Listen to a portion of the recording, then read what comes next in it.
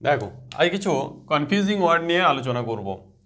প্রথমে দেখো the tower was struck by lightning আর লাইটনিং।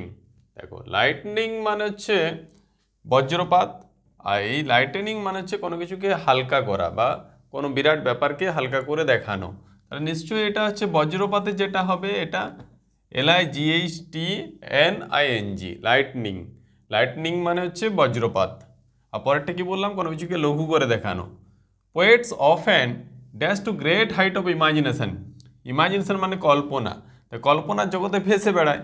এখানে ভেসে বেড়ানোর ইংরেজি হচ্ছে সোর, SOAR, তাহলে এটাই প্রপার অ্যান্সার হবে।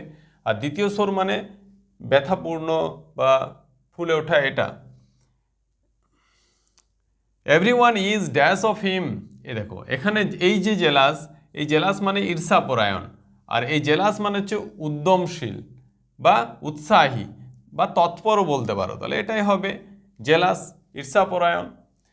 তারপর দেখো the crocodile emerge from the river and dash a goat, মানে কুমিরটা নদী থেকে উঠে এলো এবং একটা কি ছাগলকে আটক করেছিল, সেটা হচ্ছে সিজড বা ধরেছিল যেটা।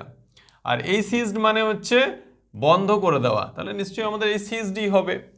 তারপর দেখো wicked persons are not dash for responsible work. প্রথম যেটা আছে ইলিজিবল। ইলিজিবল মানে হচ্ছে পাঠের অযোগ্য, মানে কোনো কিছু লেখা যেটা পড়া যাচ্ছে না সেটা ইলিজিবল। আর এই যে এলিজিবল, এলিজিবল মানে হচ্ছে যোগ্য, যেটা এখানের জন্য মোস্ট সুইটেবল হবে। Are not eligible for responsible work. The empire is staying at the royal Manson. Manson মানে বিরাট অট্টালিকা, তাদেরকে ম্যানসন বলা হয়। আর এই ম্যানসন মানে উল্লেখ করা, তাই নিশ্চয়ই এটা হবে ম্যানসন। তারপর দেখো he is a man of dash character, মানে এখানে দেখো লুজ, লুজ মানে হচ্ছে হারানো কিছু, আর এই লুজ মানে হচ্ছে যে যাদের ক্যারেক্টারের কোনো ঠিক নেই, সেটা হচ্ছে লুজ ক্যারেক্টার বলা হয়। তাহলে এক্ষেত্রে হবে LOOC, লুজ।